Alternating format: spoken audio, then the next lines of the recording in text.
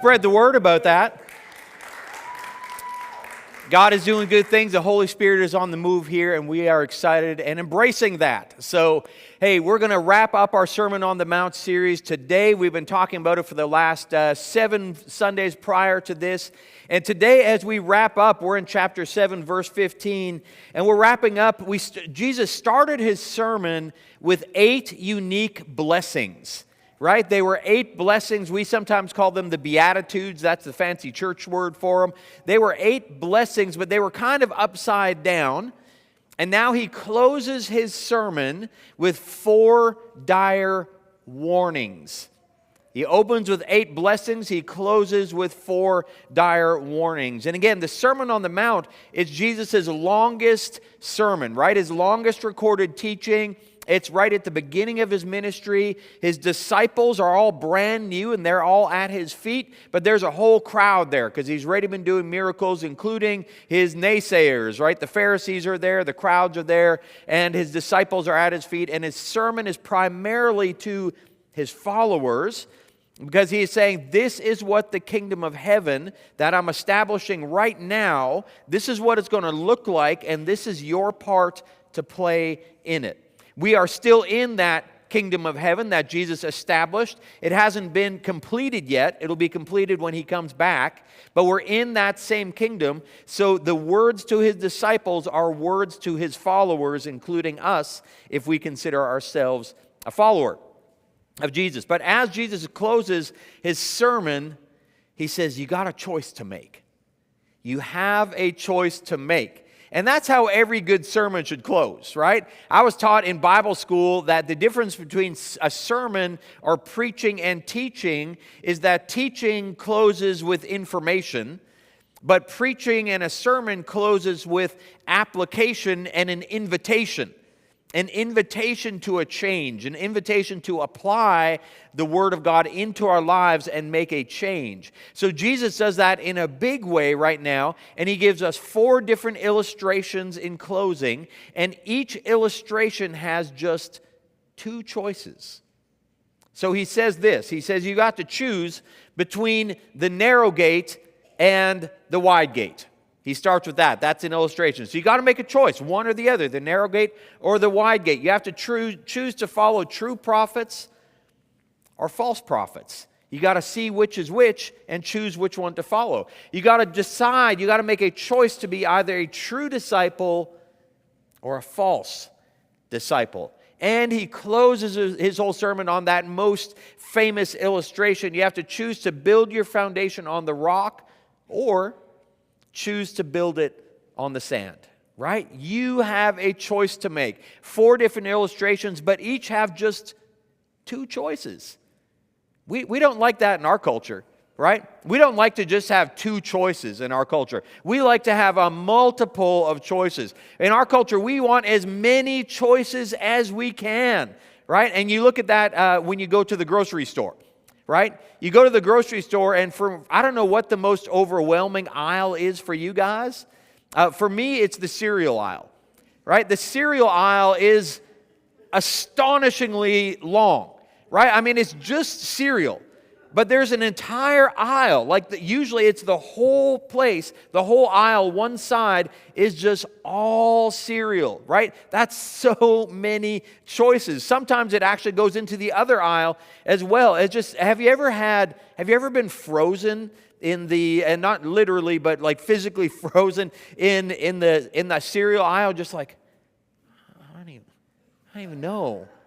I don't even know what to choose, right? And different aisles in the grocery store, I'll just sit there and just go, like looking for cooking oil, right? You go to the cooking oil section, and it's like a half an aisle as well. And just the olive oil section is like 20 feet of all these different olive oils. And they all say they're the best, right? I have no idea what to choose, so I don't choose the cheapest one because my wife she won't like that. So I just do it on price, right?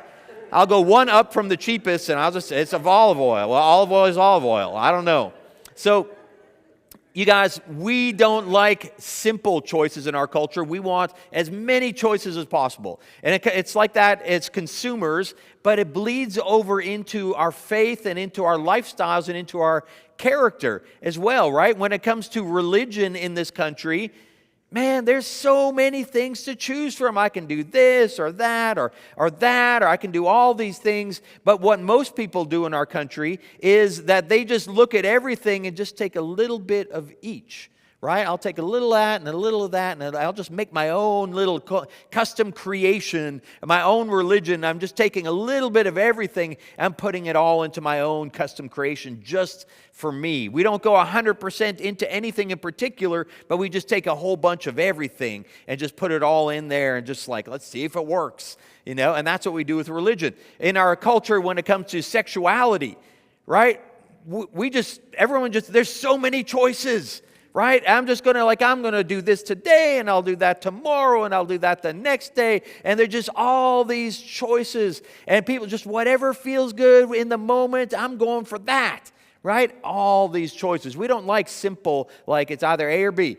We don't like that in our culture, right? When it comes to all kinds of things, when it comes to our personal character, you know, we would say on paper that it's not right to steal, cheat, and lie, unless it helps me out, right? And unless it like makes me some money, or unless people don't find out about it, or in these certain situations, well, that's okay. You know, we look at our leaders and we say, well, it's not right to lie, steal, and cheat and do all these things. Well, okay, but I'll let it go with that person, and that's okay here, and that's okay there. Our morality is just a pick and choose whatever we want, and you can tell. Jesus doesn't give us all those options. He says you got two choices. And we don't like that. But he makes it super clear that basically you're going to have to choose between what is Jesus' way and what's the world's way. Right? He would say, what's my kingdom, the kingdom of heaven, you're going to have to choose either that or the earthly kingdom. Because the kingdom of heaven is the opposite of the earthly kingdom.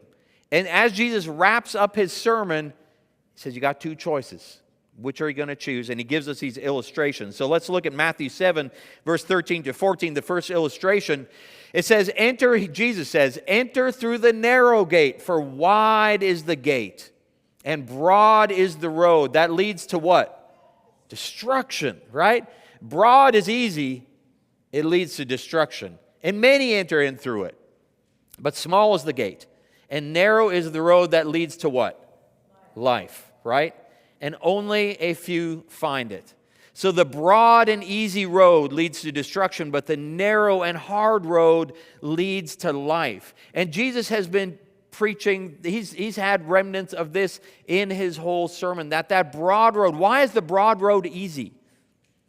Because you can just do whatever you want on the broad road, right? You go down that broad road, there's no curbs, there's no barriers, there's no speed limits, there's no rules, right? I just do whatever I want. I'm going to follow that person, or follow this, or follow that. It's broad, it's easy. I can do whatever I want on the broad road, right? And that's freedom.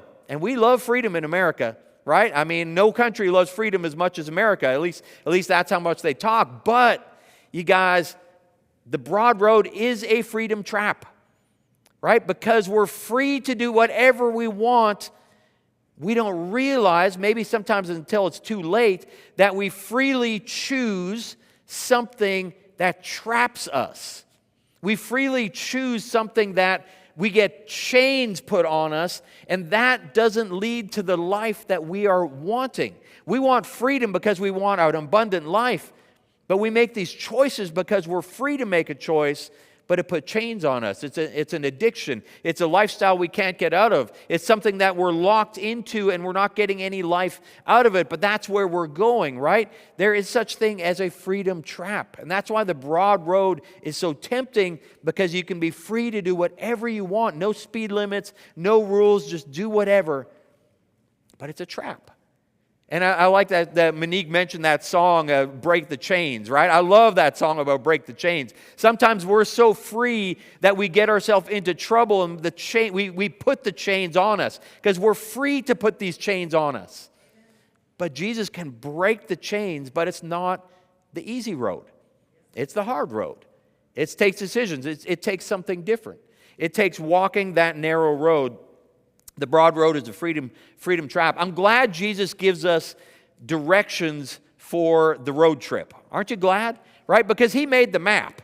Right? If Jesus made the map, if Jesus made the rules, I want him to give me directions of which path to follow.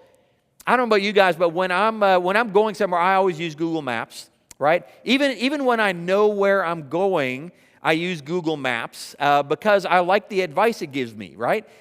Police ahead. Right? That's good advice. Right?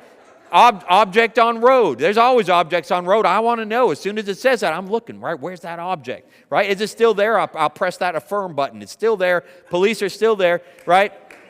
Slow down ahead. I like that slow down ahead one, right? And you get to see, oh, look, in a mile, it's all red, right? So I just know what to expect, right? It doesn't come up on me. So I like road advice in the right context.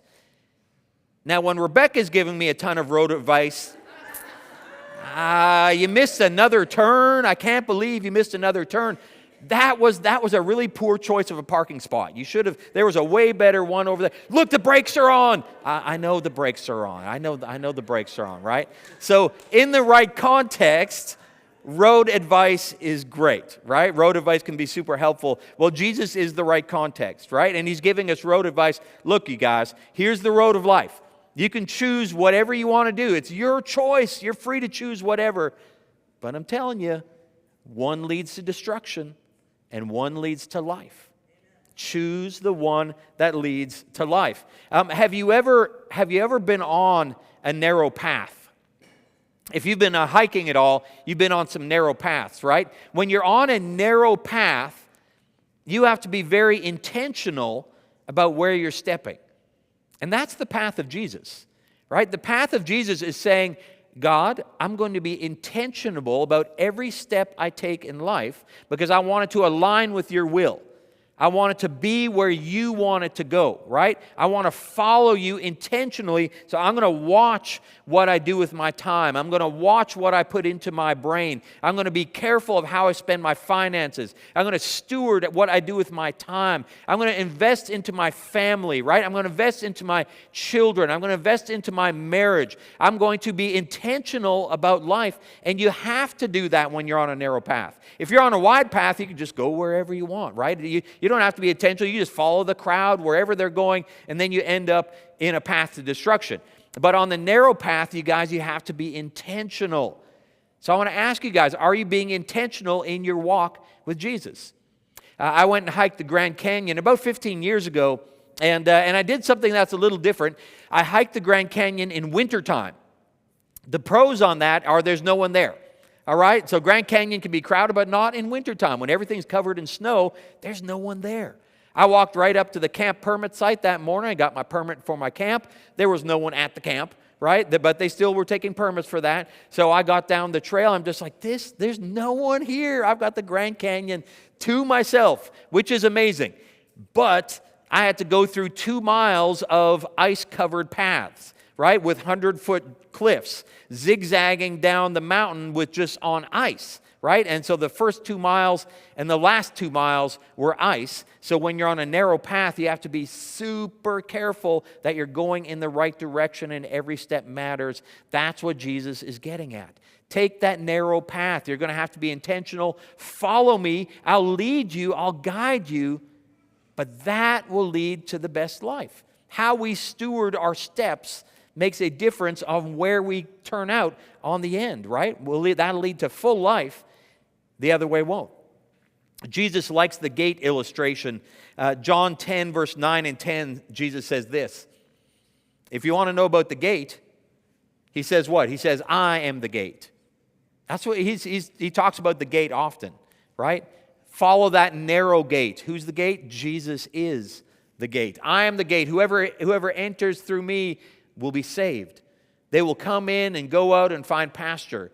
The thief comes only to steal, kill, and destroy. The thief wants you going down that broad road to destruction, right? But Jesus said, I have come that you may have life, the narrow road. He's the gate, and have it to the full. You know, one of my favorite verses, Jesus is that narrow gate. So, that is the first illustration. You have a choice to make. Be intentional about what you choose. The second illustration, it goes on. Matthew 7:15. He says, "Watch out for false prophets. They come to you in sheep's clothing, but inwardly they're ferocious wolves. By their fruit you will recognize them. Do people pick grapes from thorn bushes or figs from thistles? Likewise, every good tree bears good fruit, but a bad tree bears bad fruit. A good tree cannot bear bad fruit, and a bad tree cannot bear good fruit. Every tree that does not bear good fruit is cut down, thrown into the fire. Thus, by their fruit, you will recognize them." Jesus uses these animal illustrations again. He uses it several times in the sermon. But you got sheep. Sheep are like the pure, innocent animal. Like they're the animal that is seen as goodness. Wolves are predators, right? So all the worse to have a wolf disguised as a sheep, right? It's the complete opposite. One's a predator and one's seen as holy. God's chosen animal that they use for sacrifices as pure. So you got to be on the lookout. You got to recognize false prophets, but more importantly, maybe don't become one, right? You got to recognize that we all have a tendency to become what Jesus calls as hypocrites and Pharisees. And Jesus comes back over and over again to this. Don't be like the Pharisees, who are wolves in sheep's clothing. So how are you going to know this? How are you going to follow this path? You're going to want to bear good fruit, right?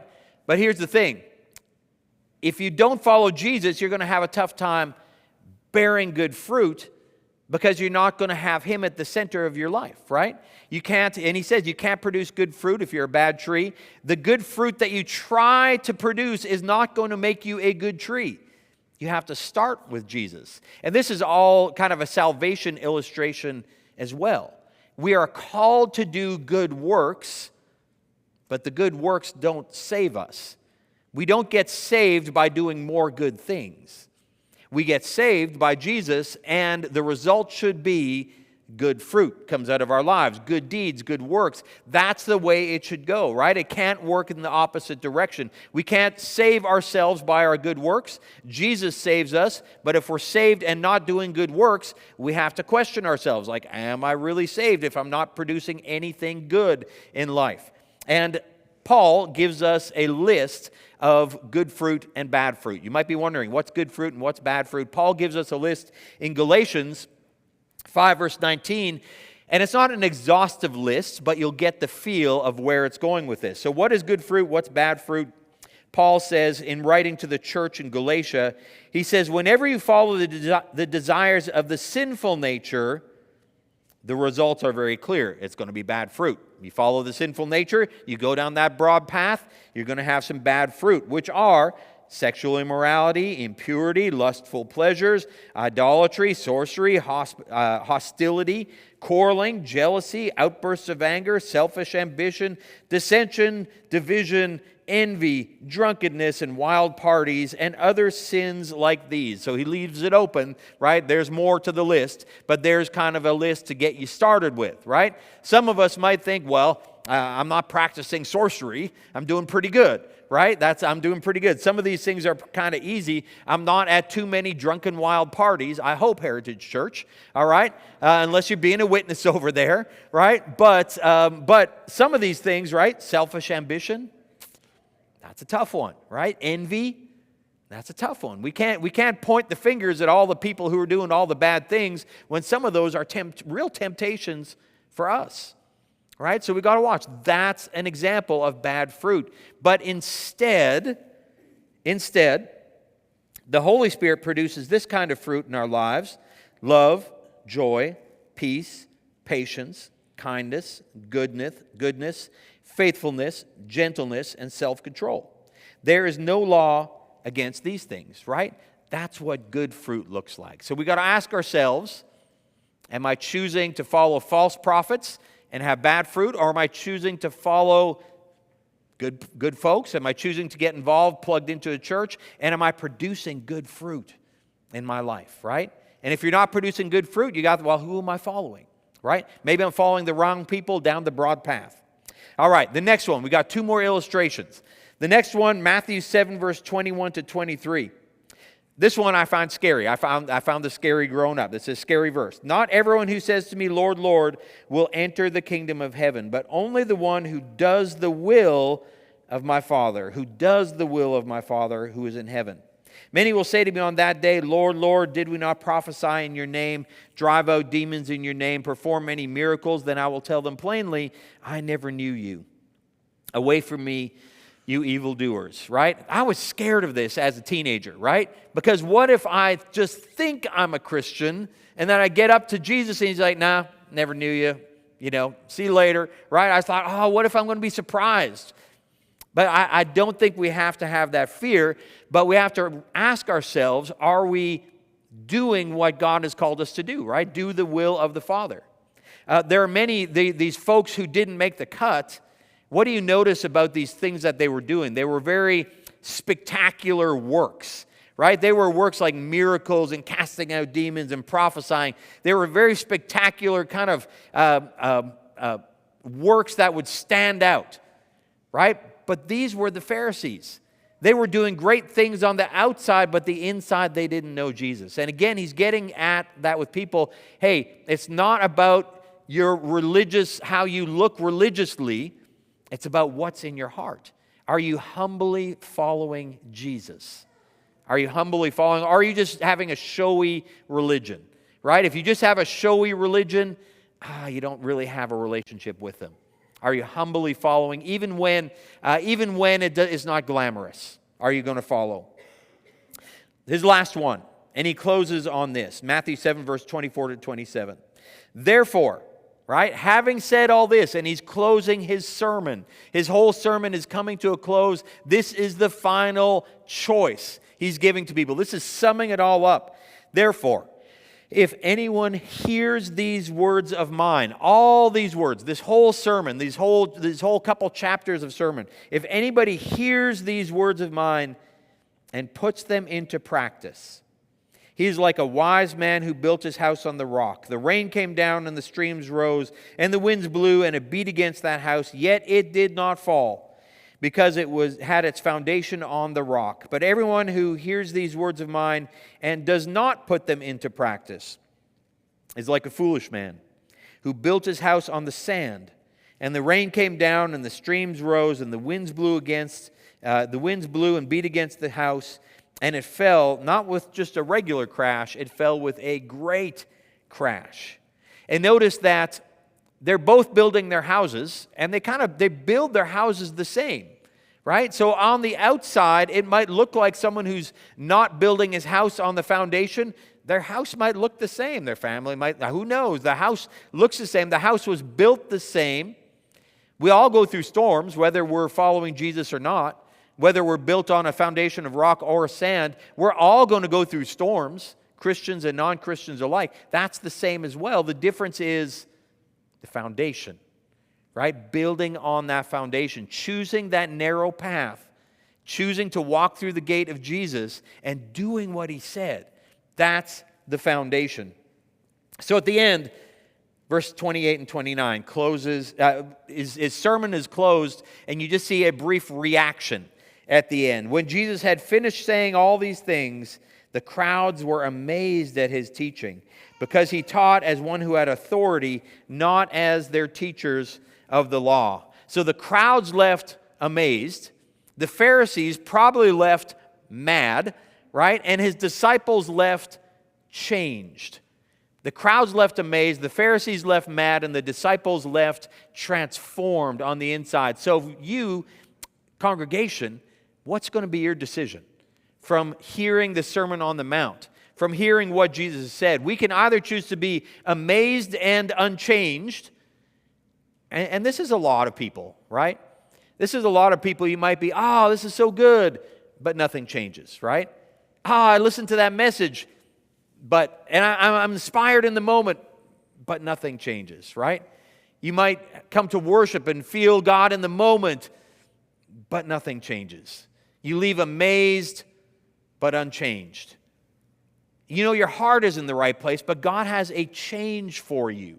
God wants to transform you. You might be angry and defensive. Oh, that Chris, I can't believe he brought up that topic. You know, I can't, or there's something to complain. There's always something to complain about, right? There's always something in church like that person looked at me sideways. You know, I can't believe that person didn't say whatever. You know, you can leave angry and defensive in church. You can leave like that all the time. You might say, like, I don't agree with all those things, or I disagree with Chris on a point, or whatever. You might leave angry and defensive. Some people, when it comes to faith, they get angry and defensive. Or, I hope, we leave transformed and focused. Because Jesus' words are not just nice words to listen to, they're words to transform our lives. His words lead us to a full and abundant life. If we choose that narrow path, if we choose the path of Jesus, and if we do what He says to do, right?